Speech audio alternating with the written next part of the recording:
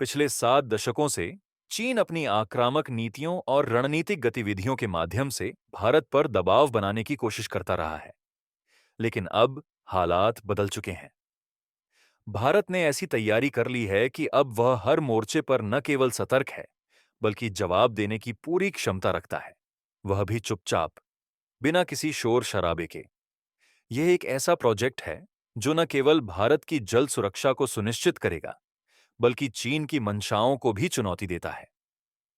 चीन जो वर्षों से यह दावा करता रहा है कि वह ब्रह्मपुत्र नदी का बहाव मोड़कर भारत को जल संकट में डाल सकता है, अब खुद असहज नजर आने लगा है। जब बीजिंग यह सोचकर प्रसन्न था कि वह भारत की जल आपूर्ति रोककर उसे संकट में डाल सकता है, भारत ने एक ऐसी रणनीति अपनाई जो दुनिया के लिए आश्चर्य का विषय बन गई।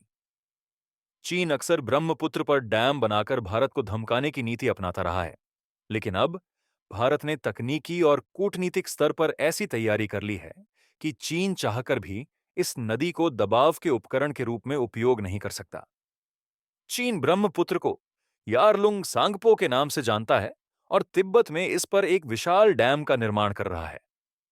इस डैम का उद्देश्य ऊर्जा उत्पादन के साथ साथ भारत पर जल दबाव भी बनाना है।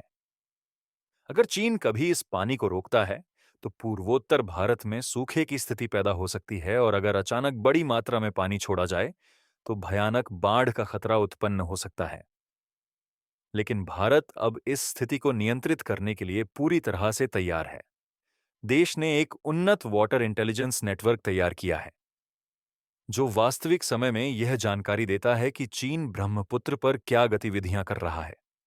इसके तहत भारत ने satellite mapping, high tech sensing station और ग्राउंड रडार सिस्टम को मिलाकर एक ऐसा तंत्र तैयार किया है जिससे चीन की हर हरकत पर नजर रखी जा सके। अब चीन अगर पानी छोड़ने का प्रयास करता है, तो भारत को उसका अलर्ट पहले ही मिल जाता है। इसके साथ ही अरुणाचल प्रदेश और असम में दर्जनों माइक्रो और मेगा स्टोरेज डैम्स के निर्माण की योजना बनाई गई है। इन बांधों से दो फायदे होंगे। अगर चीन पानी रोकता है, तो भारत अपने भंडारण डैम से किसानों और नागरिकों को आवश्यक जल आपूर्ति कर सकेगा। अगर चीन अचानक पानी छोड़ता है, तो ये स्टोरेज डैम्स बाढ़ को नियंत्रित करने में सक्षम होंगे। इसका मतलब है कि अब चीन की रणनीति का असर उल्टा पड़ रहा है। सबसे महत्वपूर्ण बात यह है कि भारत ने अब हाइड्रोलॉजिकल डेटा ट्रैकिंग में भी उत्कृष्टता हासिल कर ली है।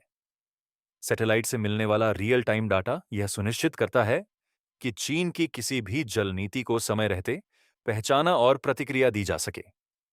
अब बात करें भारत के उस कदम की जिसने चीन को झकझोर कर रख दिया है, यह है दिबांग मल्टीपर्पज प्रोजेक्ट। यह परियोजना अरुणाचल प्रदेश की लोअर दिबांग घाटी में शुरू की गई है और यह केवल एक डैम नहीं, बल्कि भारत की रणनीतिक सोच का प्रतीक है। यह डैम ब्रह्मपुत्र की सहायक नदी पर तैयार किया जा रहा है और इसकी कुल क्षमता 800 मेगावाट होगी। अनुमानित लागत लगभग 199 करोड़ रुपए है। दिबांग प्रोजेक्ट को भारत की अब तक की सबसे बड़ी जल विद्युत परियोजना माना जा रहा है। यह न केवल उत्तर पूर्व भारत की ऊर्जा आवश्यकताओं को पूरा करेगा, बल्कि क्षेत्रीय स्थिरता को भी बढ़ावा देगा। इसकी भौगोलिक स्थिति चीन की सीमा के अत्यंत निकट है, जो इसे रणनीतिक दृष्टिकोण से और भी महत्वपूर्ण बनाती है। डैम की ऊंचाई 237 मीटर होगी, जो इसे एक बड़ी इंजीनियरिंग उपलब्धि बनाती है। इसमें 6 सुरंगें बनाई जाएंगी, जो जल भंडारण और ऊर्जा उत्पादन को नियंत्रित करेंगी। इस स्टोरेज आधारित मॉडल के माध्यम से ब्रह्मपुत्र जैसी अनियमित नदी को संतुलित किया जा सकेगा। इस परियोजना का सबसे बड़ा लाभ है बाढ़ नियंत्रण। असम और अरुणाचल प्रदेश लंबे समय से मानसून के दौरान ब्रह्मपुत्र की बाढ़ से प्रभावित होते रहे हैं। अब इस प्रोजेक्ट की मदद से इस समस्या से राहत मिलेगी। इससे जान माल की सुरक्षा सुनिश्चित होगी और साथ ही कृषि व ग्रामीण जीवन को स्थिरता मिलेगी। बाढ़ से ग्रस्त क्षेत्र जो हर वर्ष राहत शिविरों में तब्दील हो जाते थे, अब प्रगति की ओर बढ़ सकेंगे। सबसे खास बात यह है कि यह परियोजना केवल ऊर्जा उत्पादन तक सीमित नहीं है। यह एक सीधी रणनीतिक चुनौती है चीन को। जब चीन भारत को जल संकट में डालने की साजिश रच रहा था, भारत ने एक ऐसा प्रोजेक्ट लॉन्च किया जो बहुआयामी है। चीन के डैम्स केवल उसके फायदे के लिए बने हैं, लेकिन भारत का यह प्रोजेक्ट ऊर्जा उत्पादन, बाढ़ नियंत्रण और सीमा स्थिरता तीनों में योगदान देगा। भारत अब चीन की जल छालों के आगे झुकने को तैयार नहीं। दिबांग प्रोजेक्ट की डिजाइन और स्टोरेज क्षमताएं ऐसी हैं कि यदि चीन अचानक बड़ी मात्रा में पानी छोड़ता है, तो भी भारत उसे संभाल सकता है। यह केवल पावर स्टेशन नहीं, बल्कि एक सुरक्षा कवच है। चीन अरुणाचल प्रदेश पर वर्षों से दावा करता रहा है, लेकिन इस प्रोजेक्ट के माध्यम से भारत ने न केवल अपनी सीमाओं को सशक्त किया है, बल्कि अपने नागरिकों में आत्मविश्वास भी पैदा किया है कि वे किसी भी चुनौती का सामना कर सकते हैं। हालांकि इस प्रोजेक्ट के निर्माण में लगभग 9 वर्ष लग सकते हैं, लेकिन इसका प्रभाव अभी से देखा जा रहा है।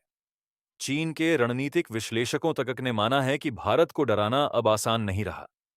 इस डैम के साथ साथ भारत सरकार इस क्षेत्र में इकोनॉमिक डेवलपमेंट जोन विकसित करने की योजना भी बना रही है। इसमें solar plants, advance storage units और लघु उद्योगों के केंद्र विकसित किए जाएंगे, जिससे स्थानीय अर्थव्यवस्था को बड़ा बढ़ावा मिलेगा। अरुणाचल प्रदेश जैसे राज्य जो दिल्ली से दूर और विकास से कटे माने जाते थे, अब आधारभूत संरचना के क्षेत्र में बड़े बदलावों की ओर बढ़ रहे हैं। सड़कें, रेल नेटवर्क, एयर कनेक्टिविटी और ब्रॉडबैंड विस्तार योजनाओं के तहत विकसित की जा रही हैं। इससे स्थानीय लोगों को रोजगार मिलेगा और रणनीतिक दृष्टि से संवेदनशील क्षेत्रों में जनसंख्या का घनत्व बढ़ेगा, जो राष्ट्रीय सुरक्षा के लिए लाभकारी है। भारत अब हिमालयन ग्लेशियर मॉनिटरिंग सिस्टम भी सक्रिय करने की योजना बना रहा है। इसका उद्देश्य वर्षा, जल प्रवाह और ग्लेशियर पिघलने जैसे कारकों का रियल टाइम डाटा प्राप्त करना है। यह जलवायु परिवर्तन के द्वार में एक अत्यंत प्रभावी प्रणाली साबित होगी, जिससे बाढ़ और जल संकट के पूर्वानुमान आसानी से लगाए जा सकेंगे। इसके अलावा सरकार इस डैम के आसपास एक हेरिटेज वाटर कॉरिडोर विकसित करने की भी सोच रही है, जो पर्यटन को बढ़ावा देगा। यहाँ की प्राकृतिक सुंदरता को देखते हुए एडवेंचर टूरिज्म और इको टूरिज्म की बड़ी संभावनाएं हैं। दिबांग प्रोजेक्ट सिर्फ एक बांध नहीं है, यह एक नया अध्याय है भारत के पूर्वोत्तर के विकास, सुरक्षा और सशक्तिकरण की दिशा में। इसकी गूंज बीजिंग तक सुनाई दे रही है। यह रणनीतिक कदम भारत के विजन ईस्ट को एक ठोस आधार प्रदान करता है और चीन के जल आधिपत्य की सोच को गहरी चुनौती देता है। अब सवाल यह उठता है, क्या चीन अपनी नीतियों पर पुनर्विचार करेगा या फिर भारत के इस साहसिक कदम के बाद कोई नई चाल चलेगा? जय हिंद।